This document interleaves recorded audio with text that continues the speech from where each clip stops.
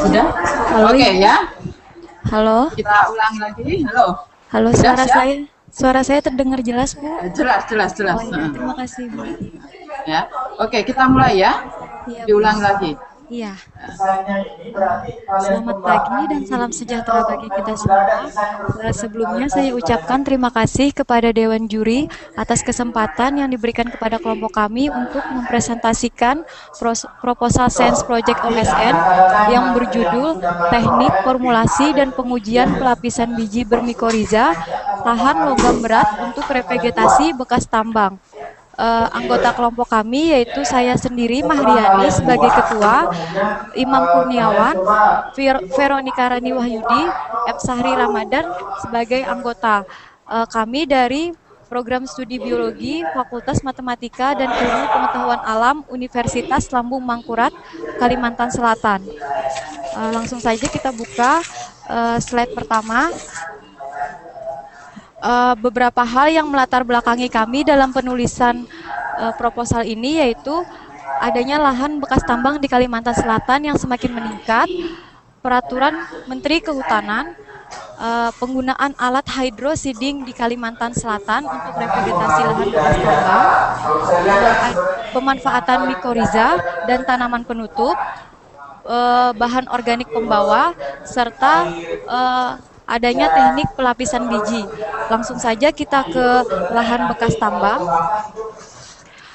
Kalimantan Selatan merupakan salah satu wilayah di Indonesia yang mempunyai wilayah pertambangan yang sangat luas.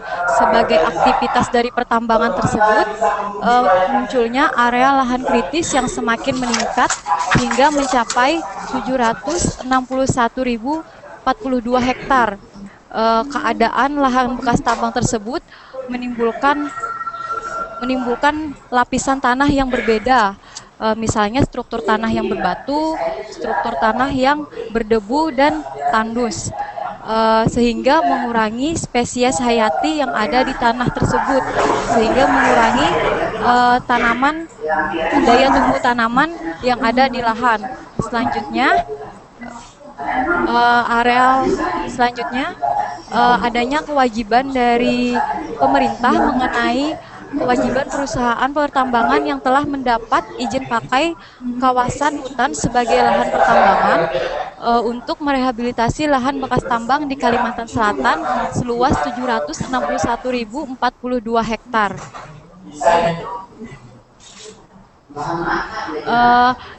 Alat yang biasa digunakan pada proses revegetasi tambang yaitu alat hydroseeding. Bisa dilihat pada slide selanjutnya. Alat ini menggunakan metode pencampuran biji dan mulsa organik di dalam tangki hydroseeding yang kemudian dilontarkan menggunakan alat semprot hydroseeding ke lahan revegetasi. Namun alat ini mempunyai beberapa kekurangan sehingga menyebabkan revegetasi menjadi kurang ekonomis dan efektif karena pelemparan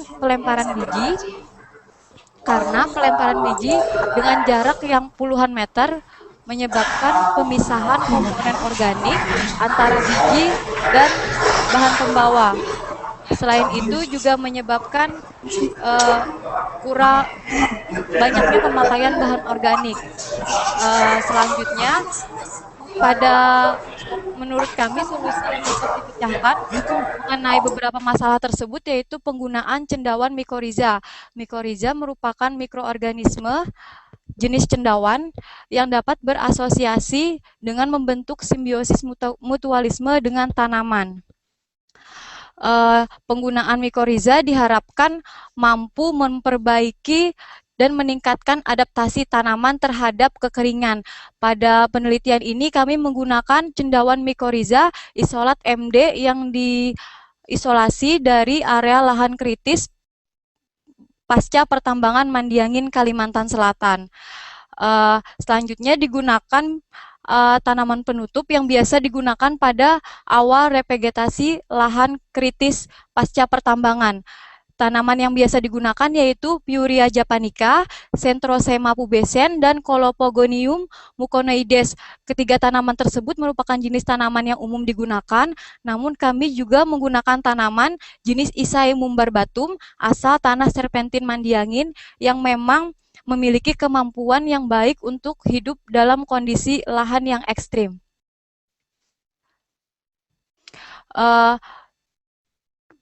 Biji untuk mengatasi permasalahan penggunaan alat hidrosiding yang menggunakan bahan organik yang cukup banyak, maka dapat diatasi dengan pelapisan biji menggunakan mulsa organik, kompos jerami, dan arang sekam.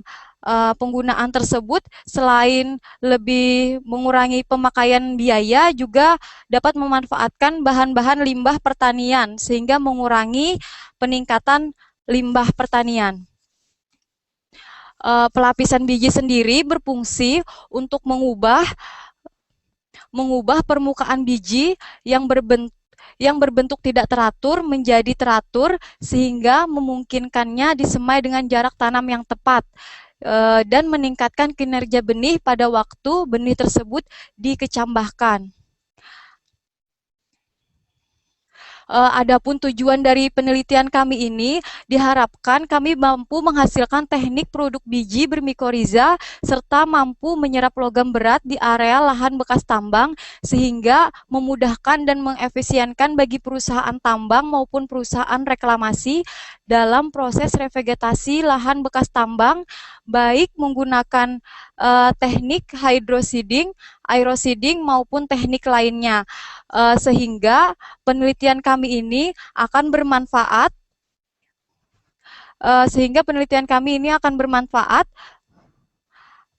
untuk memaksimalkan proses revegetasi lahan bekas tambang bagi perusahaan pertambangan maupun perusahaan reklamasi.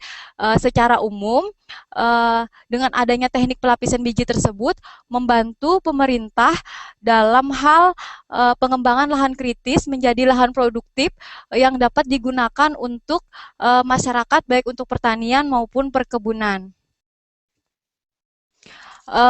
Tahapan penelitian kami ini diawali dengan percobaan pendahuluan, yaitu uji serapan kromium dan Ni oleh tanaman penutup jenis Isaeum barbatum, serta perbanyakan inokulum isolat MD. Bisa dilihat slide selanjutnya yang merupakan hasil serapan logam kromium dan Ni oleh Isaeum barbatum asal Mandiangin, asal Yanganggang, dan Piuria japonica yang umum digunakan untuk revegetasi lahan kritis. Berdasarkan hasil bahwa Isaeum barbatum yang telah terinfeksi cendawan mikoriza isolat MD mampu menyerap logam berat kromium dan Ni dengan baik. Selanjutnya, hasil perbanyakan inokulum melalui kultur trapping dihasilkan bahwa Isaeum barbatum mempunyai kemampuan dalam memproduksi spora isolat MD yang lebih baik dibandingkan dengan tanaman Piuria japonica, yaitu untuk Isaeum barbatum menghasilkan spora 15.109 per 5 gram tanah. Selanjutnya, pelaksanaan percobaan kami meliputi persiapan biji, persiapan bahan perekat, persiapan bahan pelapis, perangkaian alat, proses pelapisan biji sehingga menghasilkan produk benih.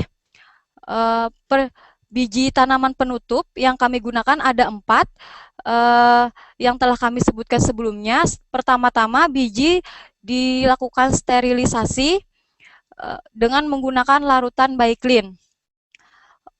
Pada penelitian ini kami mengutamakan tanaman Isaeum barbatum yang merupakan tanaman yang berasal dari area lahan kritis di Mandiangin, Kalimantan Selatan.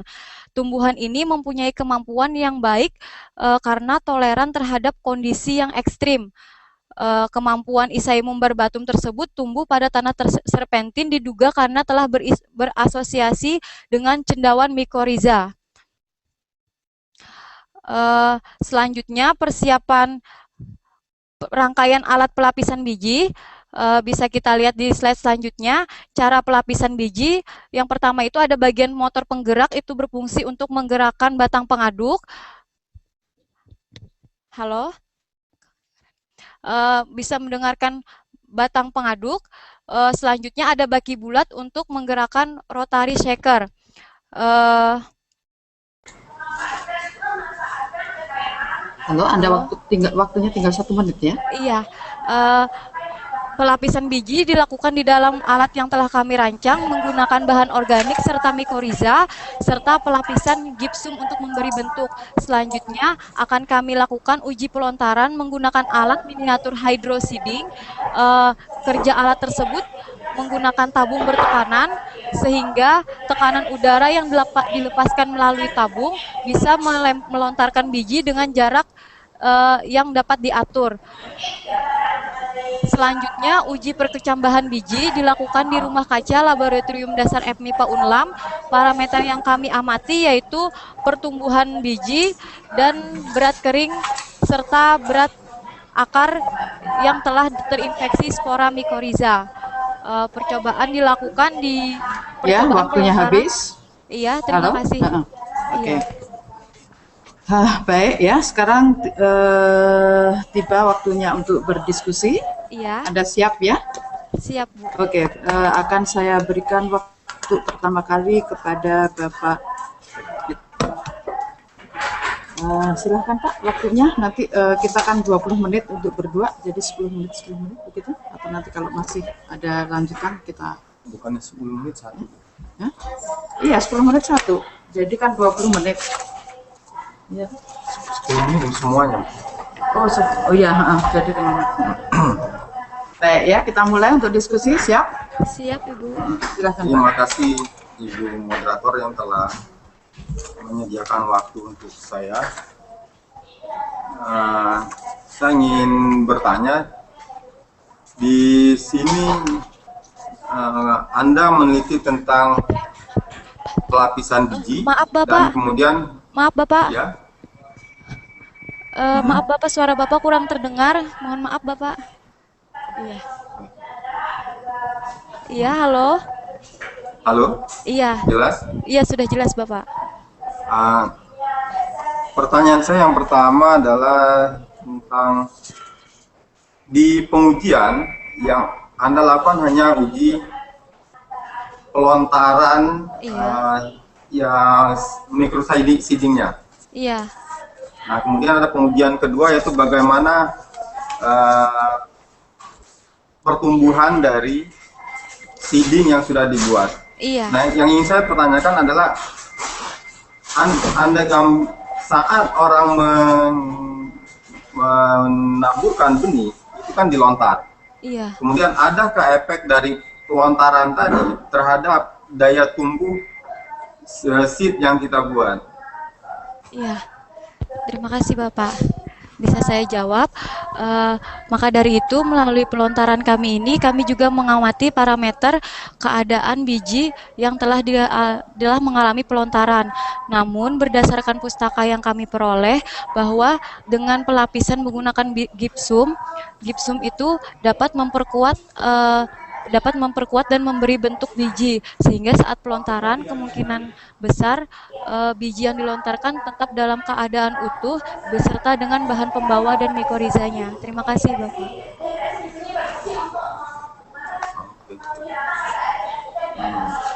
Ya, terima kasih untuk jawabannya. Artinya Iya, pelontaran itu tidak terlalu mempengaruhi struktur dari biji yang ingin kita tanam. iya Pak.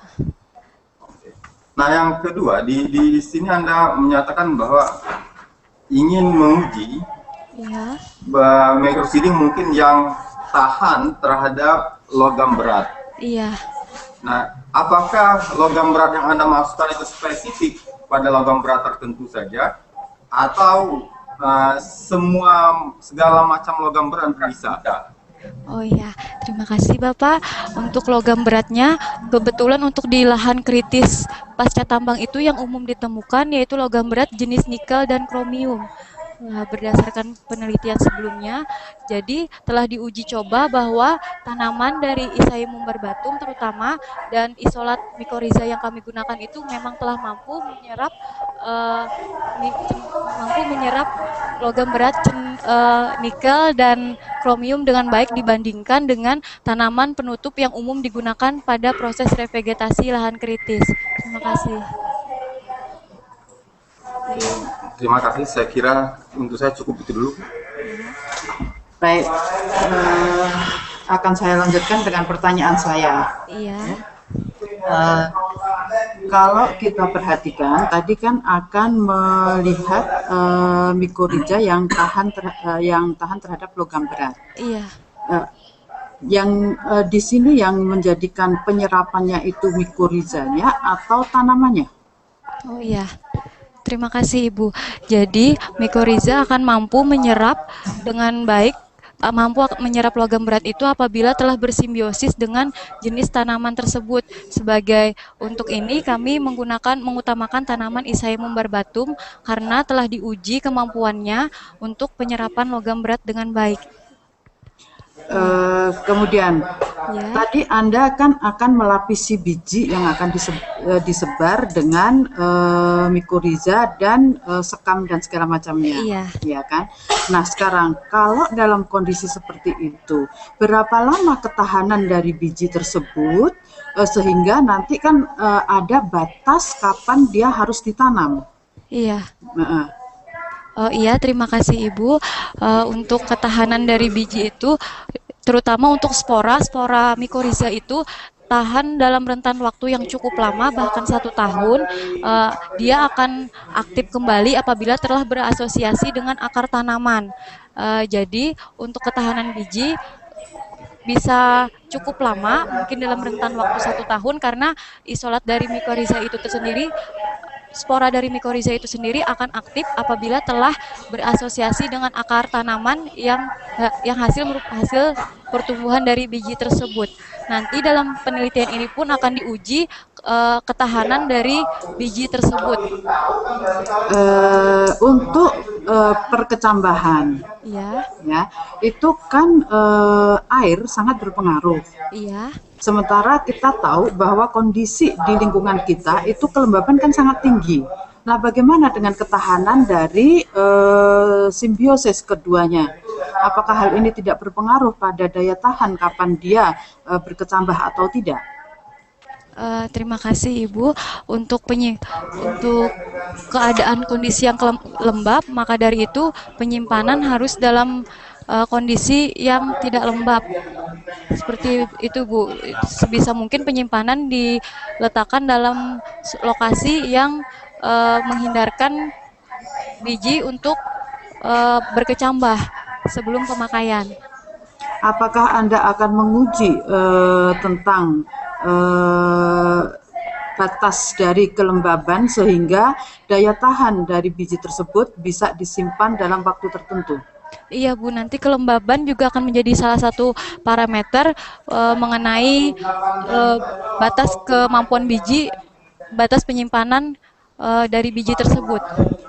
Karena ini nanti kan menjadi indikator kalau sudah diproduksi banyak, kemudian akan digunakan tiba-tiba menjadi kendala dari masalah kelembaban di ruangan penyimpanan tersebut ya. Itu. Nah, kemudian pertanyaan saya selanjutnya, sebelum disebarkan, kalau saya lihat dari metode di sini, itu kan akan dimasukkan ke dalam air dulu ya? Iya. Ya. Nah, sekarang pertanyaan saya, apakah dengan adanya air yang dimasukkan ke dalam tabung yang bertekanan ini tidak akan melepaskan dari lapisan mikorizа yang telah diikat oleh biji tersebut? Iya. Ya, terima kasih Ibu. Untuk itu karena kami telah melakukan pelapisan gipsum. Gipsum itu setelah dilapiskan mikorizа dengan bahan pembawa organik, kami lapisi gipsum. Gipsum itu selain sebagai sumber mineral, juga sebagai pelapis untuk melindungi biji serta pemberi bentuk biji. Kenapa kami harus memberikan air? Karena lokasi lahan kritis itu kan tandus, jadi otomatis perlu disertakan air dalam proses penyebarannya. Seperti itu, Ibu. Nah, kemudian Di Iya, sini kan pada proses pelapisan itu kan digunakan indikator bahwa granul berwarna putih, iya, ya kan? Kemudian itu merupakan indikator pelapisan itu selesai begitu. iya. Nah, mengapa itu yang dijadikan indikator itu adalah granulnya menjadi putih? Eh, itu saat pelapisan menggunakan gipsum, Ibu. Karena mengapa granul menjadi putih, itu artinya gipsum setelah menutupi sempurna seluruh permukaan biji sehingga bahan pelapis, bahan perekat maupun bahan pembawa organik seperti mikoriza dan mulsa itu sudah terlapisi dengan gipsum, terlapisi gipsum dengan baik, Ibu. Gitu. Sekarang pertanyaan saya yang terakhir ini. Iya, Pada saat sebelum dilakukan pelapisan, apakah kadar air dari biji yang akan dilapisi itu sudah disamakan atau iya. itu bervariasi? Karena itu nantinya akan berpengaruh pada Iya. berpecah bahannya. Iya, terima kasih. Jadi kadar air biji itu sudah disamakan. Jadi saat persiapan biji itu, biji sudah dikeringkan, Ibu, sudah dikering anginkan dengan sehingga mengurangi kadar kandungan air di biji tersebut, lalu kemudian dilakukan sterilisasi. Berapa lama waktu yang apakah bisa bahwa Iya, kita hanya menggunakan waktu dari pengeringan itu iya. sudah menunjukkan setiap biji mempunyai kandungan air yang sama. Iya, Bu, Ibu. Jadi untuk pengeringan itu dilakukan sekitar 1 minggu. Nanti akan dilakukan pensortiran.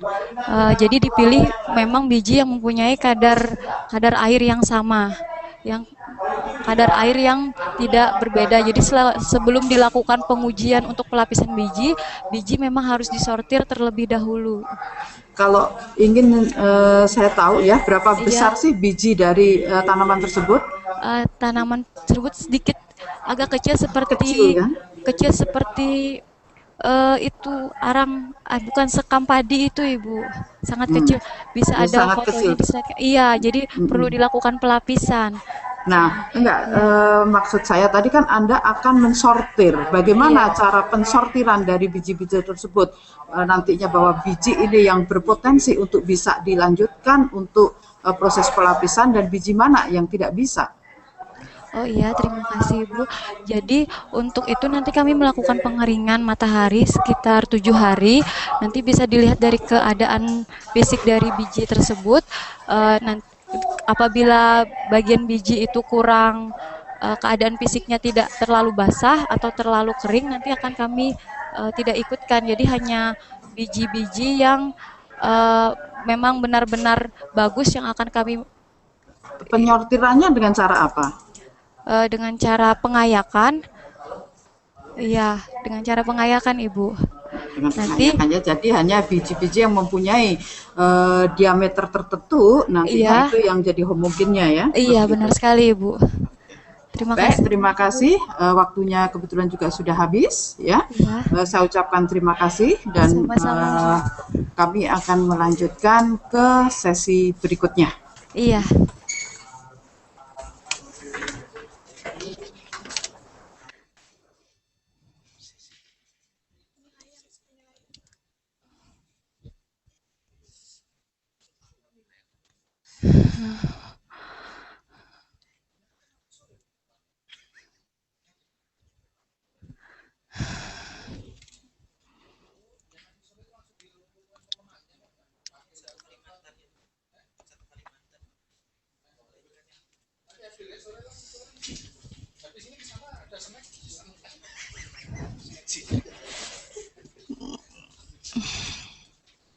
Kada-kada, kada-kada.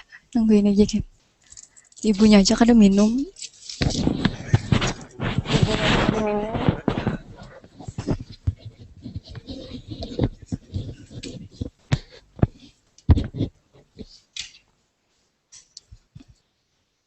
Warnanya hilang. Kada apa-apa ada. Kada sidin betul anu melepas.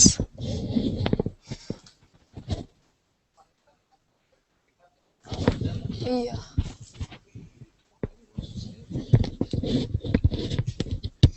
Aduh, jelek banar. Iya.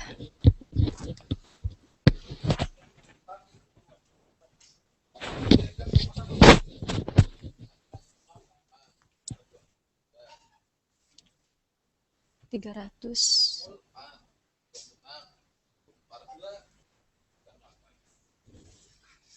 4 dari 28 juta.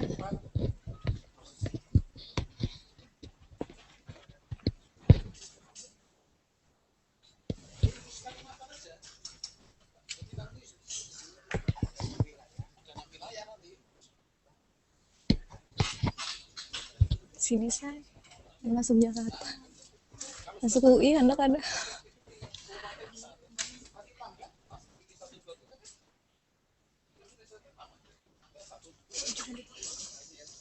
Masuk UI.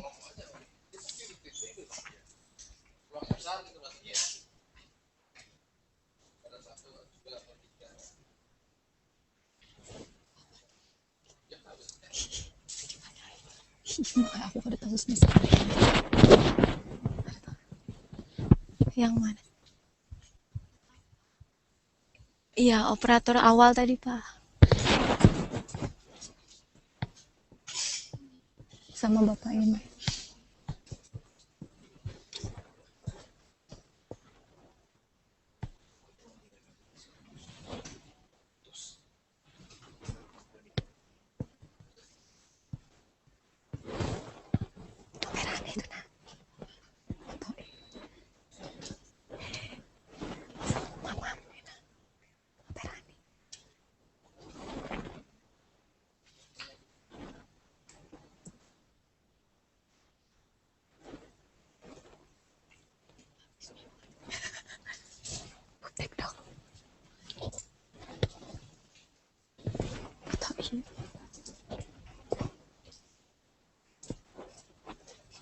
Ya, kalian diterima.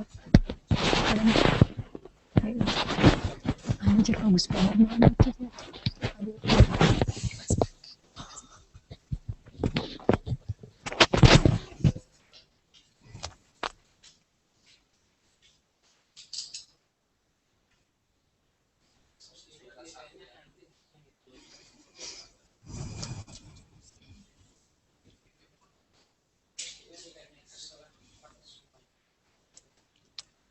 Bujur Pak.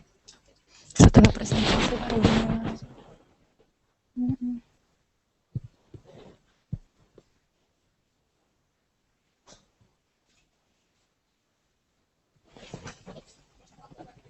Bukan yang bawa itu ya, Teh.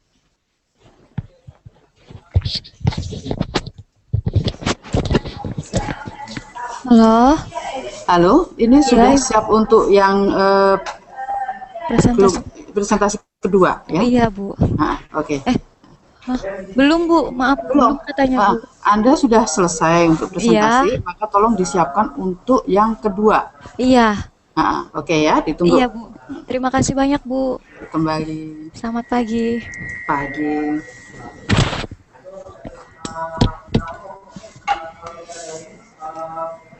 Piye bocah ini.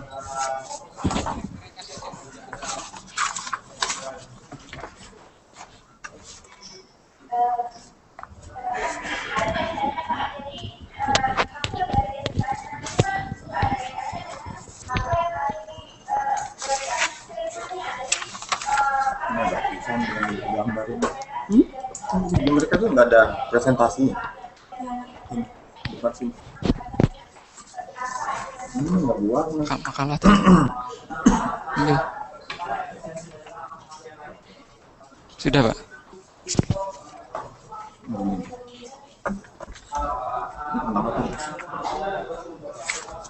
Jadwalnya, udah kita nggak ngikutin jadwalnya. Enggak ada. Halo?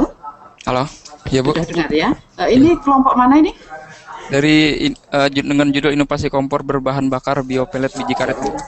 Oke. Dari Lambung Mangkurat? Ya, Lambung Mangkurat, Kalimantan Selatan, Bu. Nah, yang inovasi kompor.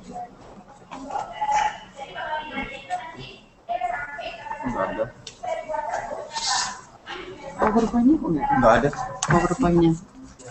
PowerPoint itu inovasi kompor nggak ada. Inovasi Kompor. Sebentar ya. Ya.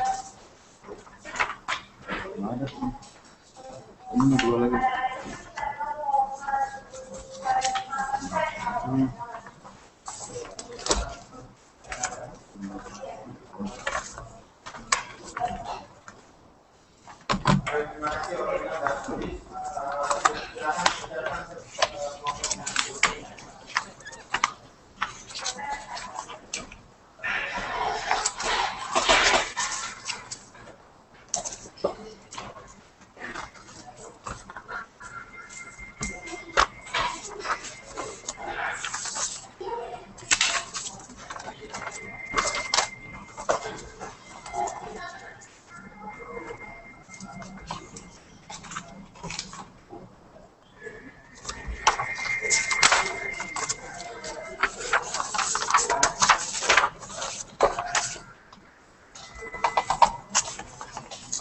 Bentar, tunggu ya. Kami masih menunggu kopi dari PowerPoint Anda. Oke, Bu.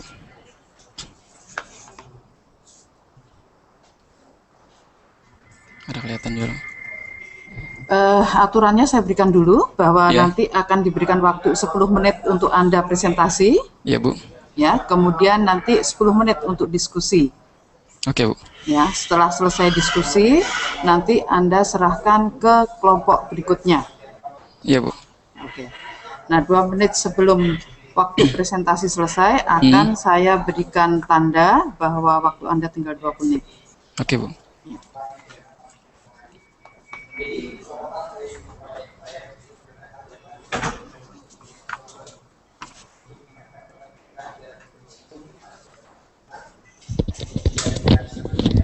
Kopiin katanya, Pak. Masih di kopi.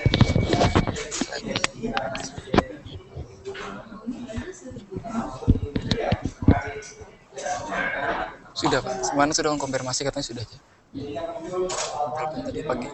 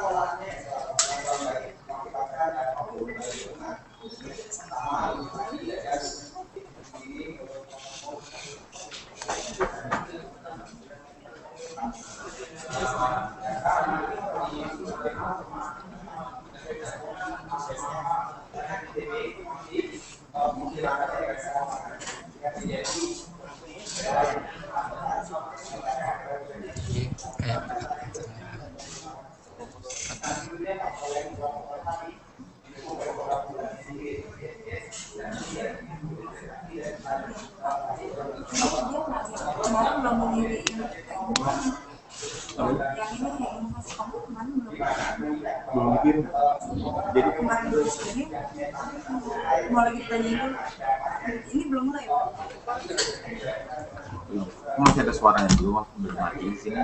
Nah itu mahasiswanya ada. Ada suara kamu dengaran itu di situ. Itu kan mati. Itu mahasiswa. Ini ada Pak. PowerPoint-nya Belum siap. bukan kita. Kita kan tidak bisa lihat di sana.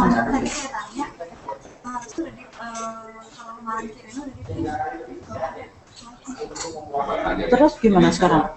Udah langsung aja presentasi. Apa mereka suruh expose ke ininya aja ya? Ke PowerPoint-nya ya?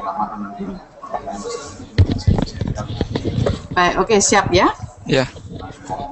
Oke. Waktu saya berikan 10 menit dari sekarang ya. Silakan. Assalamualaikum warahmatullahi wabarakatuh. Waalaikumsalam. Oke, terima kasih atas kesempatan yang diberikan kepada kelompok kami untuk mempresentasikan hasil penelitian kami mengenai inovasi kompor berbahan bakar biopelet biji karet. Kami ada 3 orang. Yang pertama saya sendiri, Muhammad Harmuji sebagai ketua, dan teman saya Abdurrahman serta Rifatul Mahmudah, dan pembimbing pada penelitian adalah Ahmad Budi Junaidi, SSI MSc dari program studi kimia FMIPA Unlam. Oke, lanjut. Latar belakang kenapa kami melakukan atau mengambil ide ini, yang pertama kami mengingat adanya krisis energi khususnya di Indonesia, bahkan di Kalimantan Selatan, yaitu BBM langka dan sebagainya. Oleh karena itu kita harus memanfaatkan bahan bakar alternatif, salah satunya itu dengan memanfaatkan biji karet yang nantinya dibuat menjadi biopelet. Nah, biopelet ini untuk mengoptimalkan pembakarannya kita menggunakan suatu inovasi kompor dari kami sendiri, yaitu dengan memanfaatkan kaleng-kaleng bekas di perumahan masyarakat sehingga mengurangi pencemaran lingkungan. Adapun tujuan penelitian kami, yang pertama memberikan alternatif bagi masyarakat untuk menggunakan bahan bakar biopelet biji karet. Yang kedua, menghitung perkiraan potensi energi biopelet biji karet dari perkebunan yang terdapat di Kalimantan Selatan. Yang ketiga, membuat biopelet dari biji karet dengan metode penggilingan, menguji kualitas biopelet dari biji karet meliputi kadar air, kadar lemak, kadar protein, kadar serat kasar, dan kadar abu. Yang kelima, mengetahui kemampuan biopelet biji karet untuk menyalakan kompor. Membuat kompor untuk bahan bakar biopelet biji karet, Kemudian yang terakhir, menguji kualitas biopelet pada kompor meliputi analisis warna, tahanan menyala, tinggi api, asap, dan suhu. Mengingat hal ini, kenapa kita mengembangkan energi alternatif? Hal ini sesuai dengan Peraturan Presiden Nomor 5 Tahun 2006, di mana Indonesia pada tahun 2025 harus memiliki energi baru terbarukan sekitar 17%. Hal ini tentunya salah satu mendukung keinginan atau maksud pemerintah tersebut agar energi yang kita manfaatkan itu bersumber dari alam sebesar 17%. Untuk menilai potensi biji karet, potensi biji karet untuk menghasilkan minyak itu sekitar 40-55%. Hal ini sama halnya dengan biji-bijian yang lain seperti jarak pagar, kelapa sawit, kelapa, dan nyamplung. Ini artinya biji karet dapat dimanfaatkan sebagai bahan bakar minyak. Untuk ketersediaan biji karet di Kalimantan Selatan khususnya, itu per tahunnya kalau kita hitung per bijinya itu sekitar 394 miliar 2.000 juta biji. Sedangkan untuk potensi ketika biji karet dijadikan biopelet itu ada 748.980.000 ton per tahun. Jadi kita memiliki potensi biopelet yang sangat banyak apabila kita kalkulasikan energi tersebut. Nah, untuk pembuatan biji karet sendiri, pertama biji karet diambil dari perkebunan masyarakat maupun swasta, kemudian habis itu dijemur dalam bentuk utuh, dalam bentuk biji. Biji karet dijemur selama 3 hari untuk mengurangi kadar air. Setelah dijemur, baru biji karet dipecah untuk diambil karnelnya atau isinya. Setelah itu dilakukan proses penggilingan sehingga didapatlah biopelet biji karet. Kemudian untuk pembuatan kompor sendiri, kompor inovasi kami ini menggunakan berbahan kaleng bekas. Jadi benar-benar kaleng bekas dari cat tersebut kami modifikasi menjadi sebuah kompor yang kompor minimalis yang ramah lingkungan. Untuk hasil analisis, yang pertama uji pada kompor biji karet. Dari 100 gram penggunaan setiap kompor itu menggunakan 100 gram biji karet, itu mampu menyala 50-60 menit. Warna api biru kekuningan, kemudian sedikit asap. Untuk memasak 500 ml air itu hanya dalam waktu 5 menit. Untuk komposisi biji karet, kadar air biji segarnya itu 35,48%, kadar minyaknya 41%, kadar protein 14,49%, kadar serat 9,39%, kadar abu 3,25%. Nah, ketika dijemur, maka kadar airnya akan sangat jauh berkurang menjadi 7,85%, sedangkan kadar minyak 44,50%, kadar protein meningkat 17,86%, kadar serat 10,16%, kadar abu 2,96%. Untuk uji coba pada kompor, kami melakukan beberapa uji coba. Yang pertama itu pada 500 ml air tadi, itu dalam waktu 5 menit, 1 liter air 13 menit. Untuk merebus mie, itu sekitar membutuhkan waktu 4 menit. Untuk merebus telur, menggunakan waktu 15 menit. Ini hal penggunaan biopelet sebanyak 100 gram. Ini salah satu hasil uji coba. Kalau ada slide-nya, ini ada slide yang bisa dilihat videonya. Untuk penggunaannya dalam beberapa variabel waktu aja, menit pertama kami video, menit kedua kami video, jadi sampai menit ke-60 kami lakukan video untuk hasil uji coba terhadap kompor. Untuk keunggulan dan kelemahan sendiri, yang pertama untuk kompor. Kompor kami ini memiliki keunggulan, yang pertama bahan baku ramah lingkungan, biaya pembuatan hanya sangat murah 20.000 per unit, mudah dibawa dan disimpan, mudah digunakan, atau praktis, dapat memaksimalkan hasil pembakaran, mampu mengontrol api pembakaran. Sedangkan untuk kelemahannya sendiri, kita perlu ada sosialisasi ke masyarakat mengenai penggunaan kompor. Sedangkan untuk biopelet sendiri memiliki keunggulan, bahan baku mudah didapat, bahan baku tersedia banyak. Kemudian manfaat hasil di samping kebun karet, memanfaatkan hasil samping kebun karet, terus 100 gram tadi mampu menyala 50-60 menit. Untuk kelemahannya sendiri, ini masih menggunakan pemicu api minyak tanah, sedikit minyak tanah untuk memicu api. Dalam setiap usaha atau produk yang dihasilkan, tentunya kalau tidak ada prospek pasar dan sebagainya tidak akan ada gunanya. Jadi kami membuat suatu bisnis model untuk produk kami ini.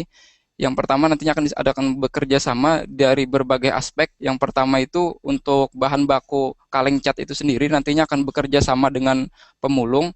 Kemudian untuk bahan baku pembuatan biopelet ada 3 aspek yang akan bekerja sama. Yang pertama petani karet.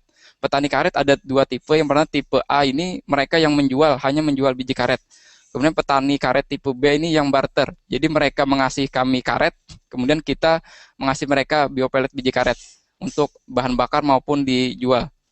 Kemudian yang ketiga yaitu perusahaan karet. Nah, terkait di Kalimantan Selatan sendiri, pada umumnya sangat banyak ada perusahaan karet yang berdiri, jadi kami akan bekerja sama dengan mereka. Kemudian untuk membantu pemasaran, kami melakukan distributor. Di setiap kecamatan itu ada 2-3 distributor utama. Distributor utama ini nantinya akan menyalurkan ke warung-warung di setiap desa.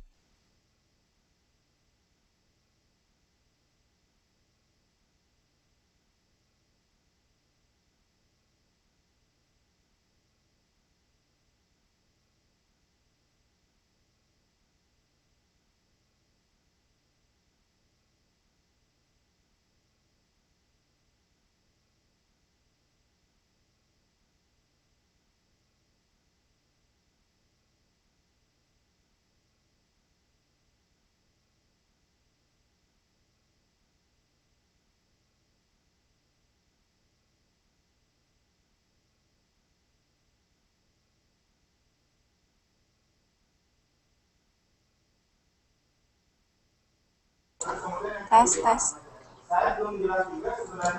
Halo?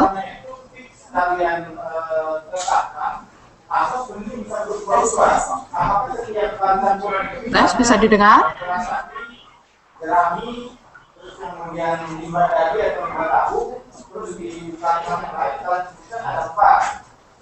Bisa dengar?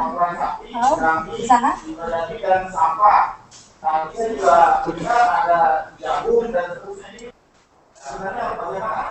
Halo, tes. Mic-nya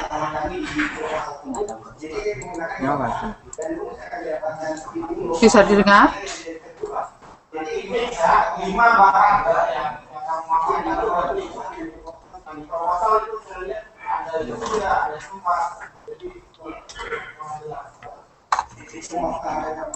kenapa? Mic yang di sana.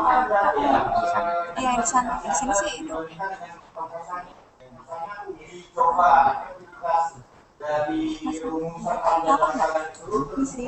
Ya, tes, bisa didengar? Tes. Tidak bisa didengar di sini.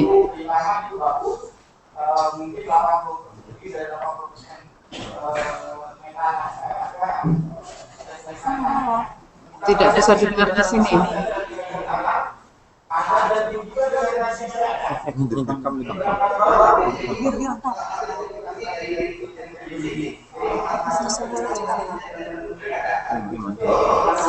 Tadi dia tinggal nanya jawab ya, Pak? Belum.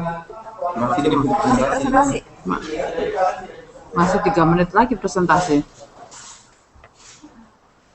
Gimana kalau diputusin aja? Diputusin dulu terus dari ulang berarti. Iya. Ya, kalau sesuatu begitu ya harus diinfokan dulu.